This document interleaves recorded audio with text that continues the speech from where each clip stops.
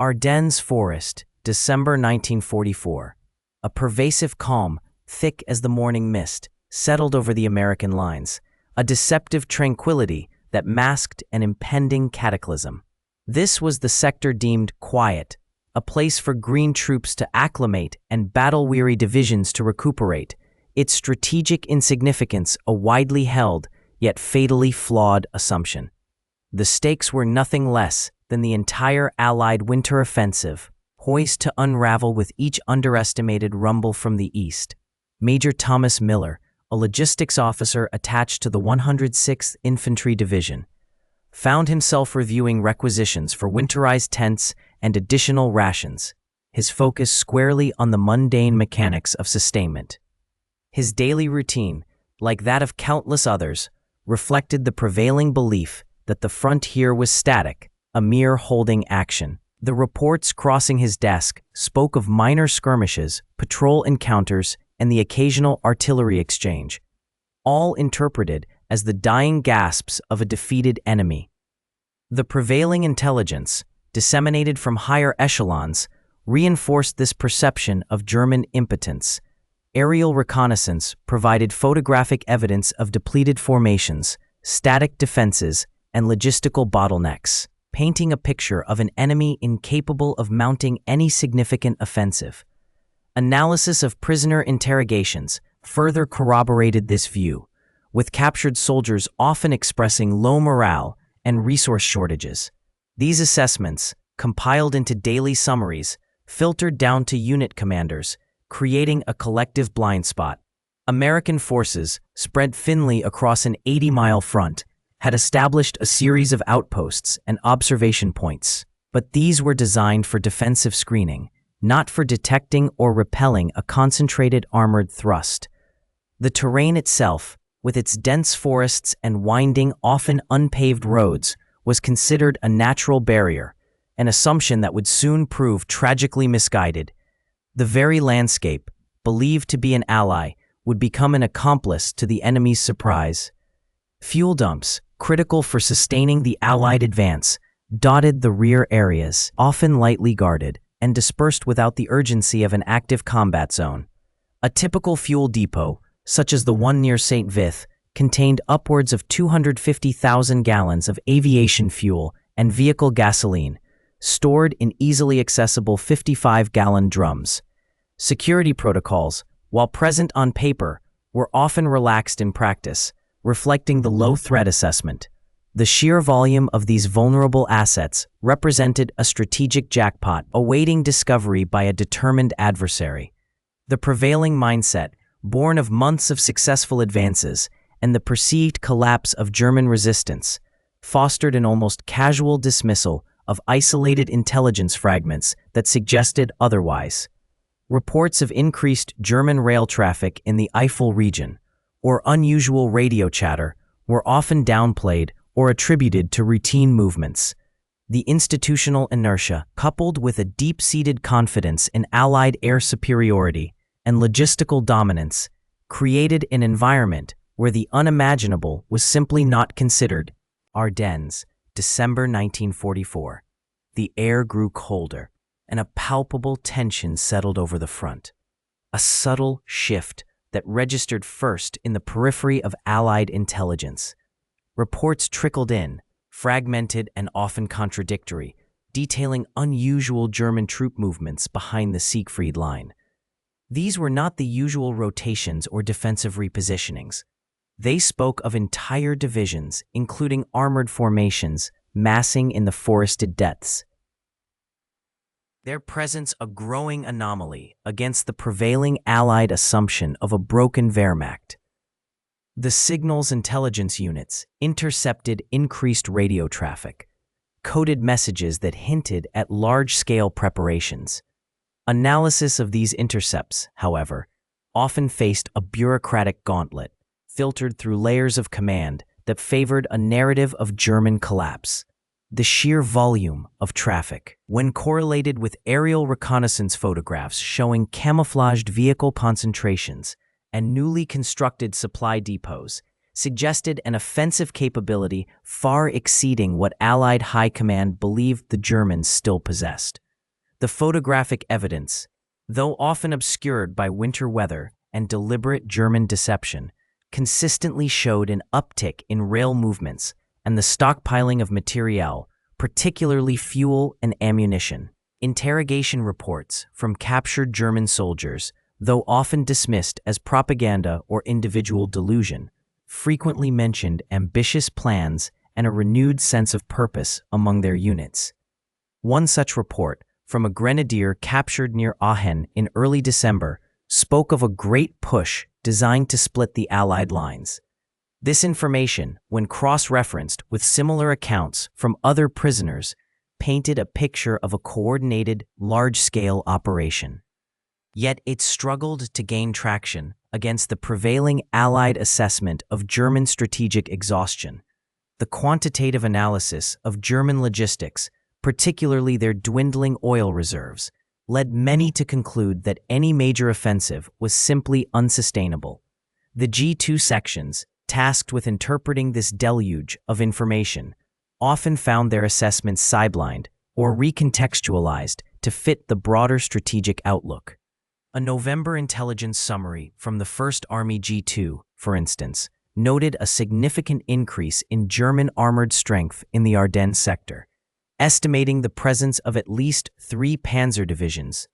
This assessment, however, was subsequently downplayed in higher echelon reports, which emphasized the overall numerical superiority of Allied forces and the perceived qualitative decline of German units. The institutional bias favored optimistic projections, seeing every German action as a desperate, last-gasp effort rather than a calculated maneuver. The critical piece of intelligence, the one that might have truly altered the course of events, came from ultra-intercepts detailing specific orders for the movement of Panzer Lehr and 2nd SS Panzer Divisions into assembly areas. These decrypts, though highly classified and restricted, were not always fully integrated into the broader intelligence picture presented to operational commanders. The sheer volume of ultra-traffic, combined with the often cryptic nature of the German communications, meant that vital pieces of the puzzle could be overlooked or misinterpreted in the rush to disseminate actionable intelligence. The decryption process itself was a race against time, and the significance of certain messages was not always immediately apparent without the full context of other, often later intercepts. The prevailing mindset within Allied command was one of offensive momentum, a belief that the Germans were on the verge of total collapse. This perspective, reinforced by the success of earlier campaigns and the general exhaustion of the enemy, created a psychological barrier against accepting evidence of a major German counteroffensive. The idea of a strong, coordinated attack from a seemingly defeated foe was simply too incongruous with the established narrative. The strategic implication was clear. If the Germans were indeed broken, then any gathering of forces must be defensive, or at best, a localized, spoiling attack. Thus, the whispers of movement, the increasing radio chatter, the aerial photographs of camouflaged tanks, and the desperate confessions of captured soldiers were all filtered through a lens of disbelief. The intelligence was there, in fragments and sometimes in full, but the will to truly believe it, to act upon its dire implications, remained elusive. The quiet accumulation of evidence continued, each piece adding to a picture that few were prepared to acknowledge. Ardennes Forest, December 16, 1944.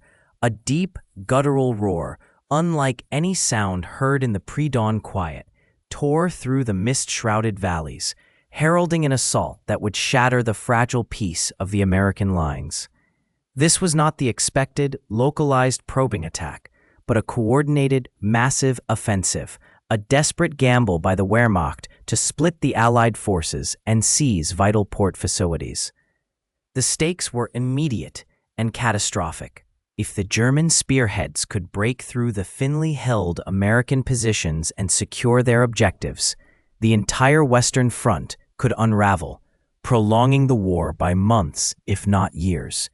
The initial reports, filtering back through static-laced radio transmissions, were often dismissed as exaggerated or the product of nervous new recruits. An intelligence summary from the 106th Infantry Division, dated December 15th, noted no indication of impending large-scale enemy action, a sentiment echoed across many command posts. The prevailing Allied intelligence assessment had fixed German capabilities as severely degraded, incapable of launching an offensive of any significant scale. This confidence, born of months of steady advance and a belief in German exhaustion, proved a dangerous delusion. The first wave of German armor, primarily elements of the 1st SS Panzer Division and the 12th SS Panzer Division, struck with brutal efficiency. Their Panther tanks, weighing 44.8 tons, and the heavier Tiger IIs, at 69.8 tons, possessed formidable 7.5 cm KWK-42, L-70 and 8.8 cm KWK-43, L-71 main guns respectively, capable of penetrating the frontal armor of most American M4 Shermans at considerable range. The American M4 Sherman, a 30.3-ton medium tank armed with a 75mm or 76mm gun, was often outmatched in a direct engagement, particularly against the thick, sloped armor of the Panther. Damage reports from the early hours of the offensive painted a grim picture. Within the first 6 hours, 92 American vehicles, including 37 tanks and 55 trucks, were confirmed destroyed or rendered inoperable in the Schnee-Eifel sector alone. This initial attrition rate, far exceeding any recent combat experience, suggested a force far more potent and numerous than anticipated. The German tactic of concentrating armor in fast-moving wedges, supported by motorized infantry, overwhelmed isolated American outposts and bypassed strongpoints, driving deep into the rear areas. The strategic objective of the German offensive, codenamed Wacht am Rhein, was to capture the port of Antwerp, a critical logistical hub for the Allied war effort. To achieve this, the Panzer divisions needed fuel, vast quantities of it, as their operational range was severely limited. A Panther tank, for instance, consumed approximately 2.5 liters of fuel per kilometer on paved roads, and considerably more off-road, giving it an operational range of roughly 100 to 200 kilometers on a full tank. The rapid advance, therefore, hinged entirely on seizing Allied fuel dumps. The American logistical network, designed to support an offensive, was now vulnerable to a deep penetration. Large fuel depots, holding hundreds of thousands of gallons of gasoline and diesel, were often lightly guarded, far from the perceived front lines. One such depot, near Stavelot, held an estimated 2.5 million gallons of aviation fuel and gasoline, a prize that could sustain the entire German offensive for days. The inherent vulnerability of these static, high-value targets, designed for efficient distribution rather than defense, became immediately apparent. As night fell on December 16th, the horizon glowed with an eerie orange light. The first major fuel dump to be overrun and ignited was near Puteaux, a consequence of the 1st SS Panzer Division's rapid advance. The explosions, visible for miles, sent towering plumes of black smoke into the frigid night sky, a stark visual confirmation of the scale of the German penetration. These were not isolated incidents. Throughout the night, reports of other fuel dumps erupting in flames, either destroyed by retreating American forces or captured and set alight by the Germans, began to flood command centers.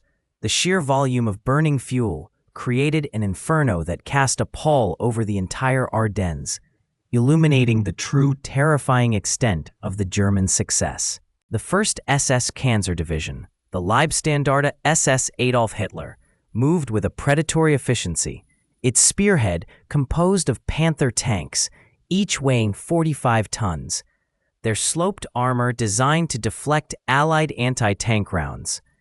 These formidable machines, mounting a 7.5-centimeter KWK-42 L-70 gun, could engage and destroy most American and British tanks at ranges exceeding 1,500 meters, often before the Allied vehicles could even register a threat.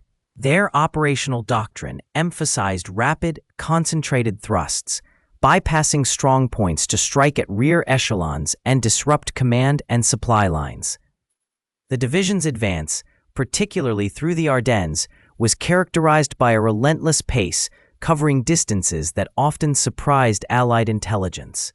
Unit diaries from the 1st SS Panzer record daily advances of 30 to 50 kilometers in the initial days of the offensive, a rate sustained by meticulous logistical planning and the audacious exploitation of perceived weaknesses. This rapid movement was not merely about ground gained, but about the psychological impact of a deep penetration, creating panic and disorganization in the Allied rear. The Panthers, supported by accompanying Panzer Grenadiers in SDKFZ 251 half-tracks, represented a balanced and potent combined arms force. The half-tracks, with their open-top design, offered mobility and some protection against small arms fire, allowing infantry to keep pace with the tanks and clear obstacles or engage dismounted enemy forces. This synergy between armor and infantry allowed the Leibstandarte to maintain momentum even when encountering pockets of resistance.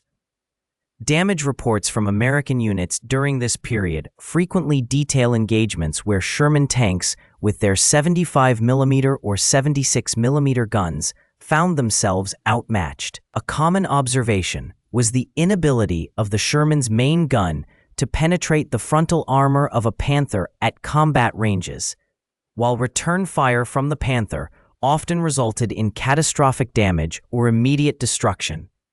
The technical specifications of the Panther's armor, up to 80 millimeters thick at a 55-degree slope on the glacis plate, rendered many Allied anti-tank munitions largely ineffective from the front. The strategic implication of these deep penetrations extended beyond immediate combat losses.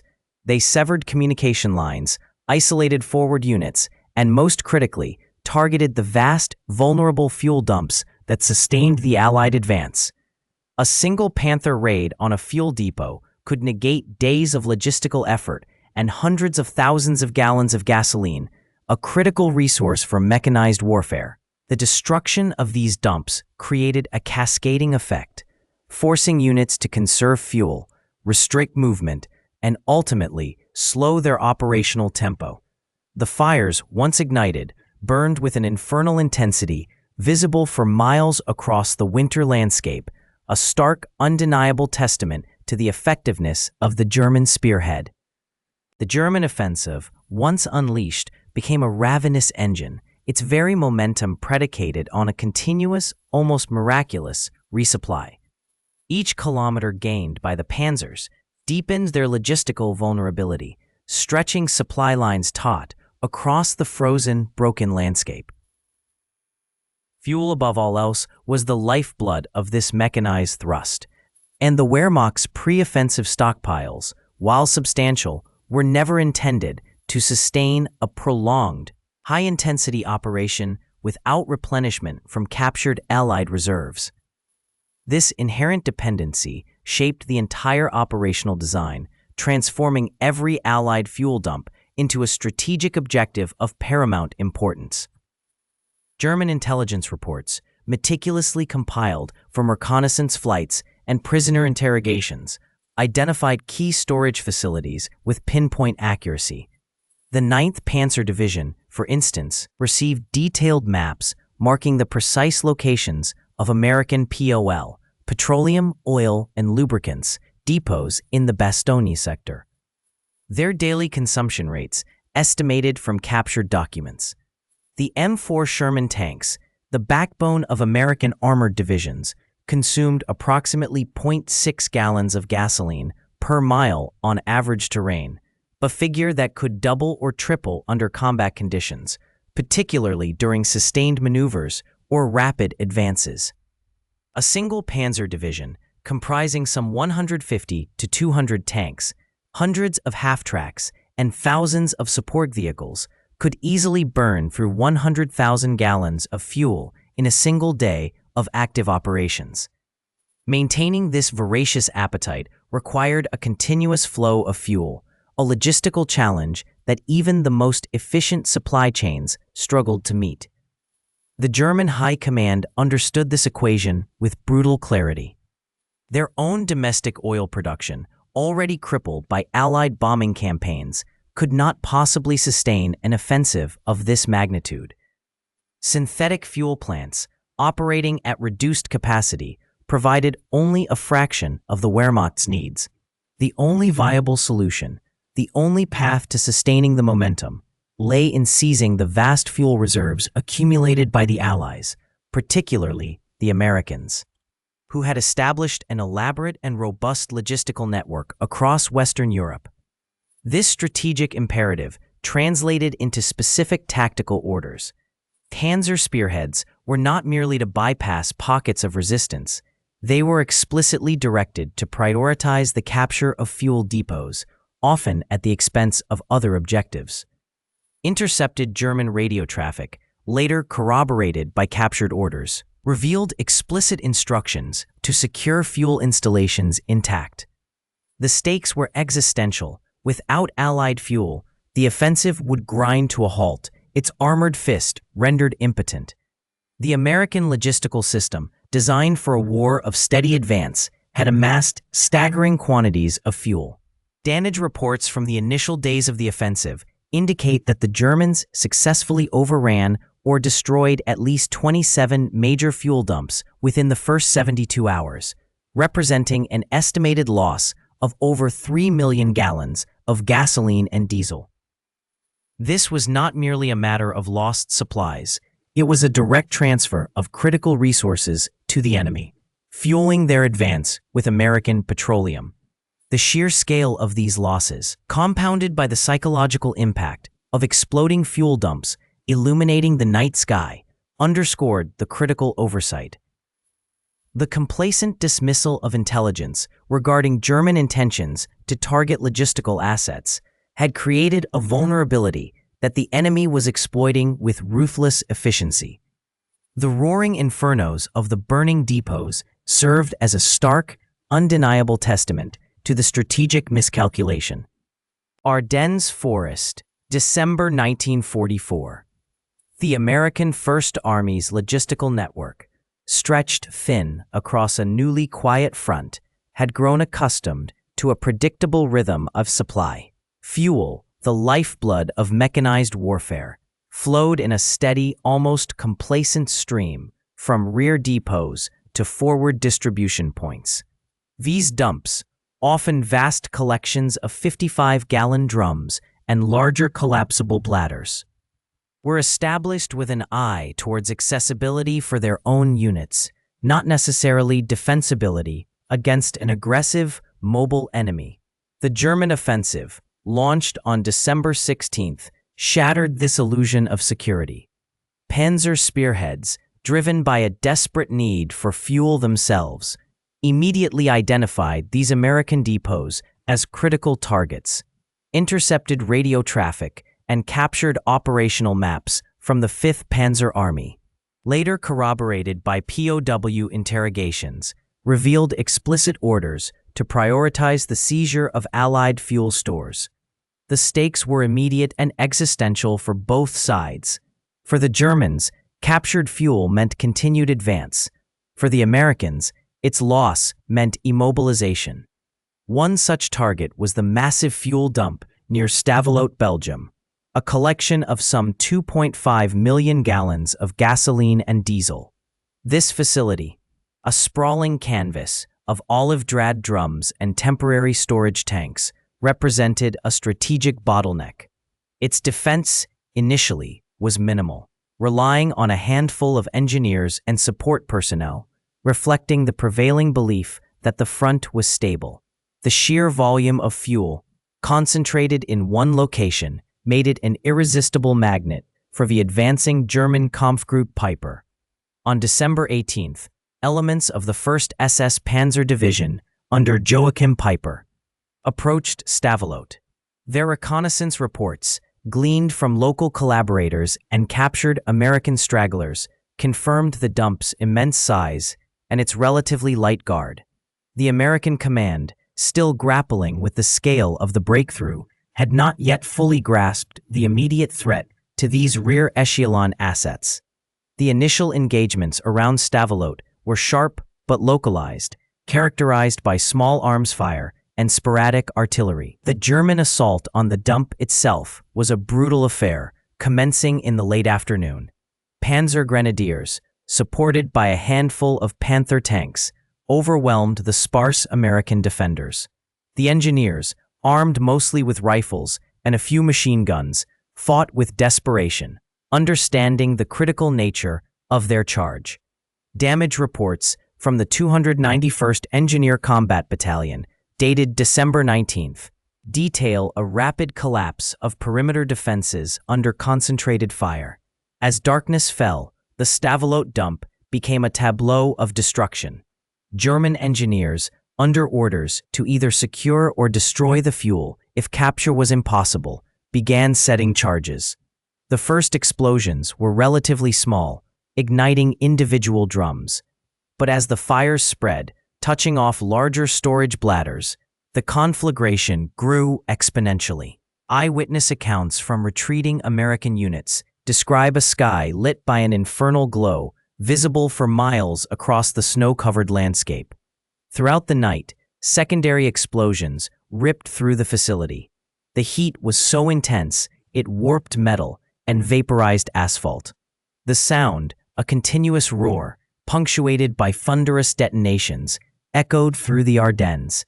The loss at Stavelot, later estimated at over 2 million gallons, represented a significant tactical setback. While not crippling to the entire Allied war effort, it severely hampered local American mobility at a crucial juncture, forcing units to conserve fuel and delaying counterattacks. The burning fuel dumps became beacons, guiding German forces deeper into the American rear. The strategic implication was profound. The swift, deep penetration of German armored units, fueled by captured Allied supplies, threatened to unravel the entire logistical fabric of the American front. The complacency that had allowed such vast quantities of fuel to be stored with insufficient protection was now burning brightly against the winter sky. Ardennes, December 20th, 1944. The American lines, already frayed by days of relentless German pressure, now faced a new and terrifying reality as the twilight deepened into a black, starless night.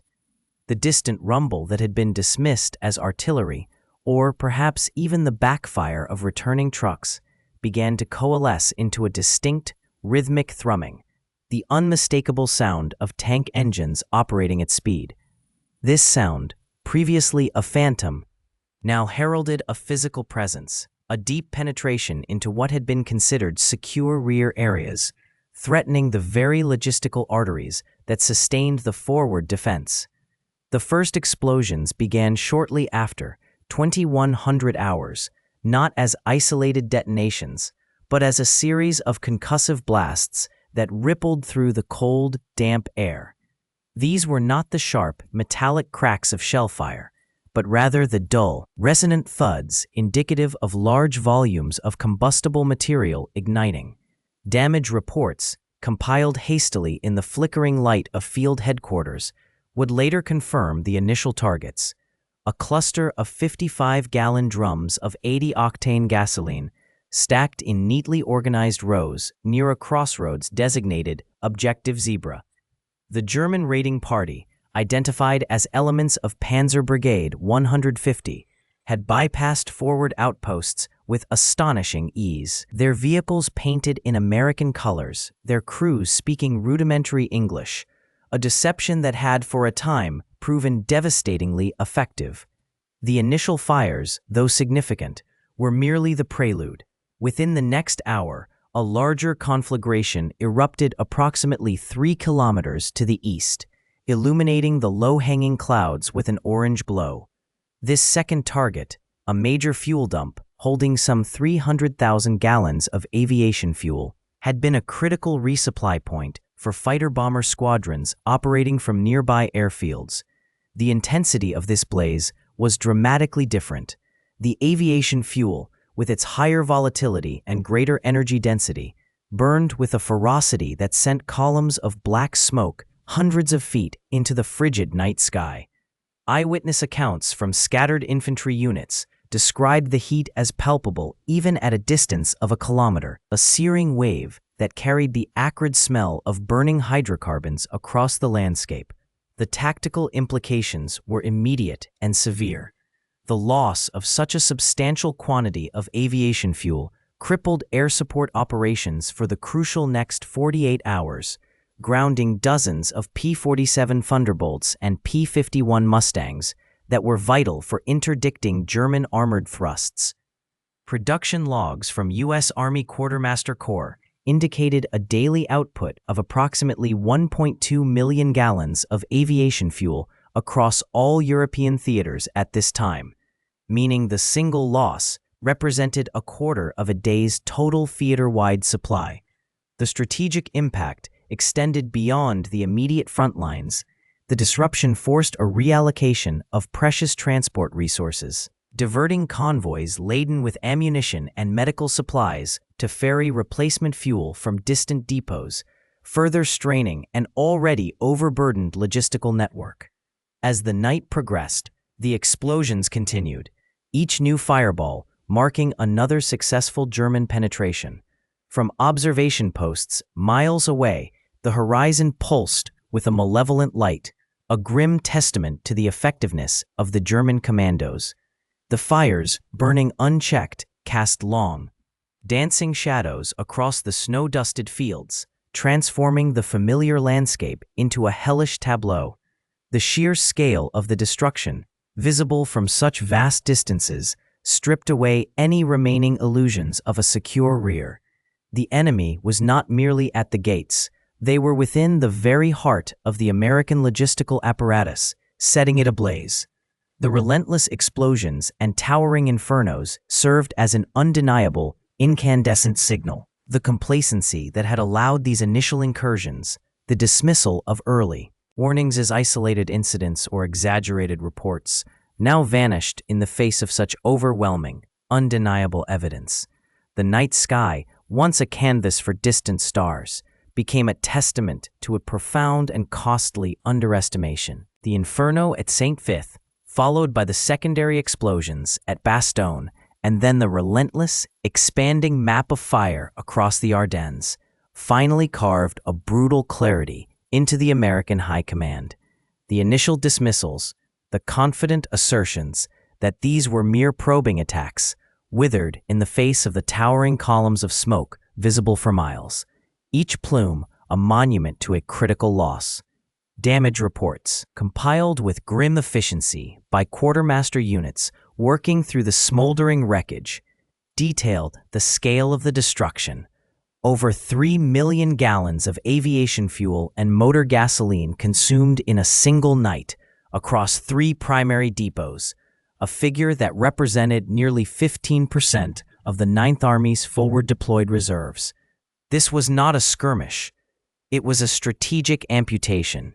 The technical examination of the burned-out vehicles and storage tanks, conducted by ordnance specialists sifting through the still hot metal, revealed the precision of the German strikes. Not random shelling, but concentrated, sustained fire from self-propelled artillery and tank guns, often followed by infantry sapper teams ensuring total destruction. The methodical nature of the attacks, targeting the most vulnerable points of the logistical network, indicated a depth of planning and intelligence gathering that had been severely underestimated. Production logs from stateside refineries showing a weekly output of approximately 45 million gallons of high-octane aviation fuel and 60 million gallons of motor gasoline underscored the irreplaceable nature of these losses in a theater already strained by the demands of a multi-front war.